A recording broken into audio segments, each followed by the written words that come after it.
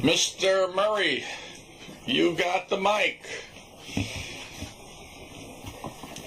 Let me go over that way a little bit. Public session is now in session.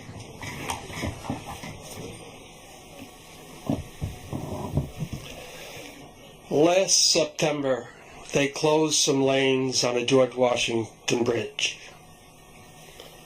It changed transportation in this area profoundly. It got everybody's attention. Senior staff who just went off and did their thing are all of a sudden responsible. They have a new executive director at New Jersey Transit. Ronnie changed everything, and it's happening all over. You started changing the Henry Hudson Bridge. I sent you an email of a letter I wrote 5 years ago about the lines on the upper level. Passed it the other night. Those are the lines I described in that letter 5 years ago. Thank you. I requested to see the plans that what you're going to do there, which you announced in the press release. Will you let me see the plans? Who do I see to make an appointment? I'm working with the New York State Thruway, Port Authority, New Jersey Turnpike, to redesign the guide signs over the roads. Because they've been wrong for 10 years and it's time they got changed, and it's going to get changed.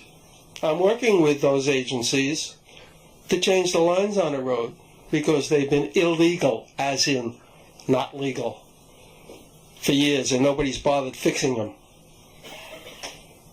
Now, what you're doing on the Henry Hudson Bridge is an opportunity to do it right. I'd like the opportunity to review the plans. I've been involved with the manual on uniform traffic control devices for upwards of 15 years. I've been to the national meetings probably every year in those 15 years. I know the book. Will somebody, Alan, direct that I have a meeting with them? We'll get you the information. No, I don't need the information. I need to sit down with the people writing those things and review them face to face. Sending me the information is evading the question. We'll get you the information. Which means I don't get the meeting.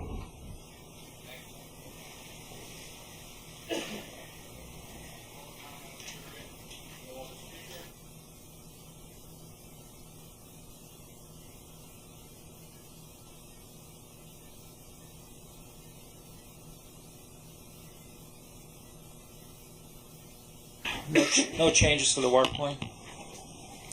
Okay, report on operations. This is Parisi. Okay. There were 20.8 million crossings in January 2014, which is 7% lower than January 2013, which had 22.3 million.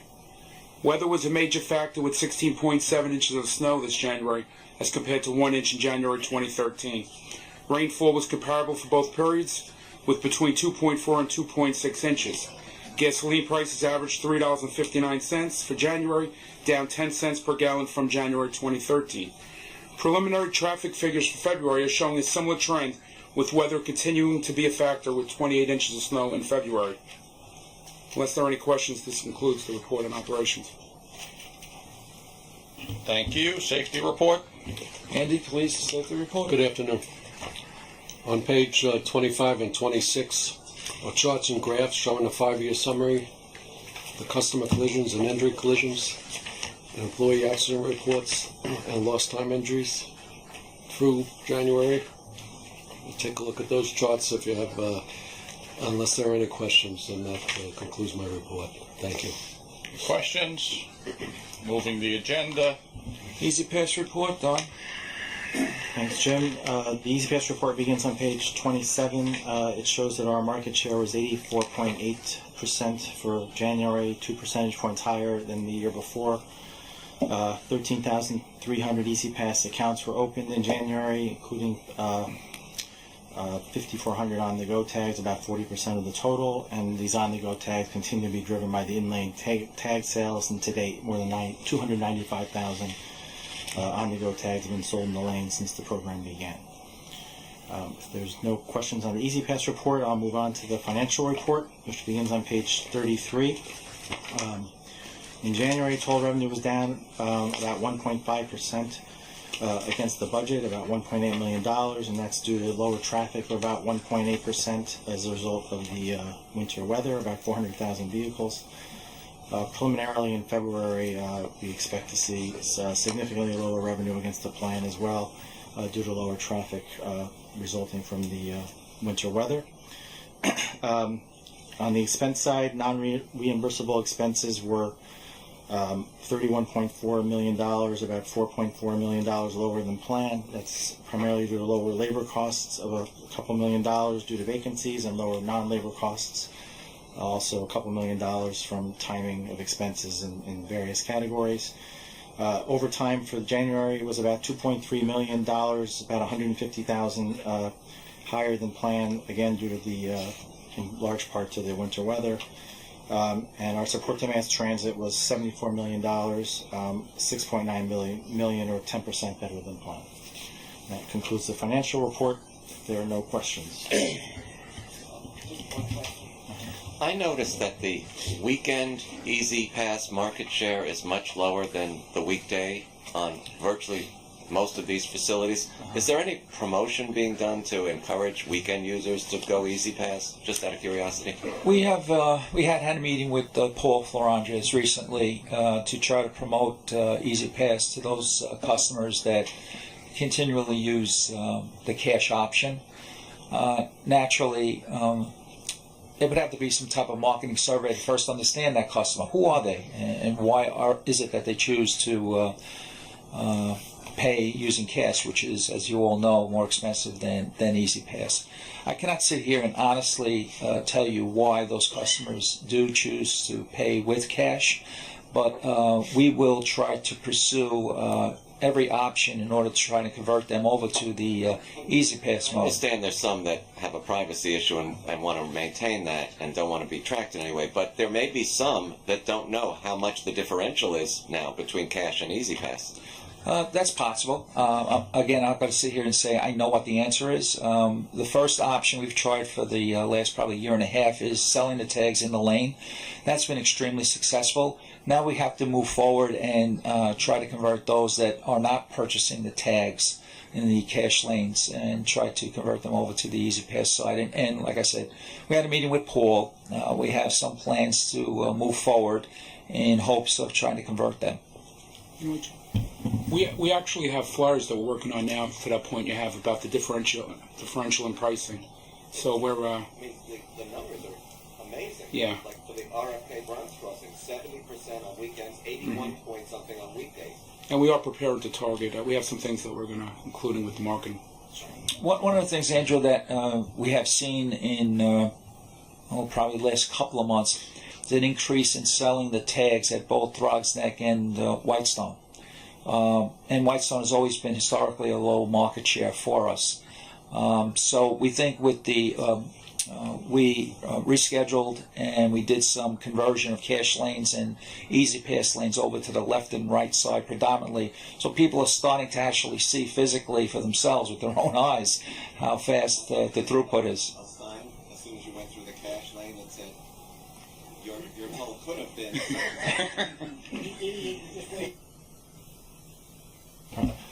Andrew, I would just also note that the good news is it's actually higher than it's been. Even if you look at this chart, it's higher than 2013, and the trend over the last few years has been positive, even on weekends.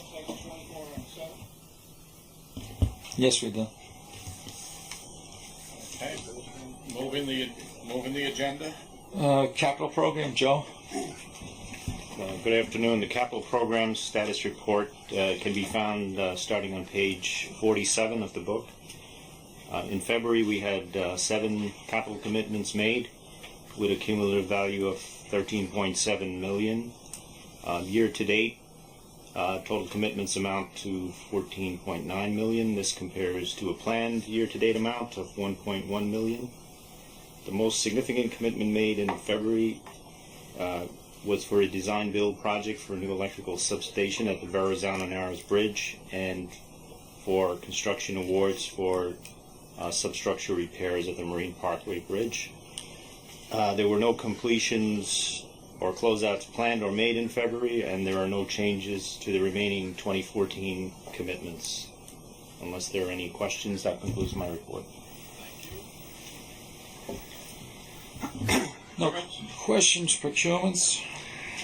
Good afternoon. Procurements starting on page 59. There are no non-competitive procurements. There are 4 competitive procurements. One is for the award of 4 separate personal service contracts to perform biennial bridge inspection services at the RFK and Verrazano Narrows bridges. The 4 contracts total $8,965,893.79. One's for the award of a personal service contract to provide design services for electronic control system upgrades and control room rehabilitation at the Queens Midtown Tunnel. That's in the amount of $2,035,896. One is for the award of a personal service contract for toll collection consultant support services on an as-needed basis in an amount not to exceed $3 million. And the last is for a modification of a competitive personal service contract to investigate and design a prototype deck section, along with wind evaluation and other associated testing for different types of roadway barriers at the Throgneck Bridge. That's in the amount of $1,677,276.71.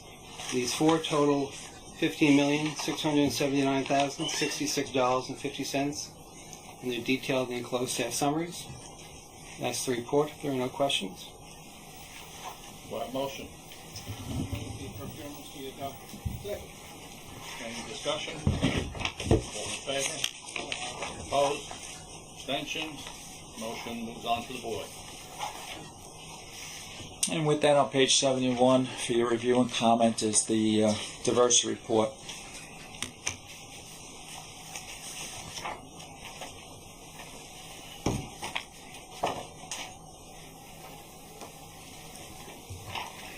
Any comment? Okay, moving on. Any new business? Other business? Any motions? Second? All in favor? Thank you. This concludes the committee's report. Thank you. Committee's work. Thank you.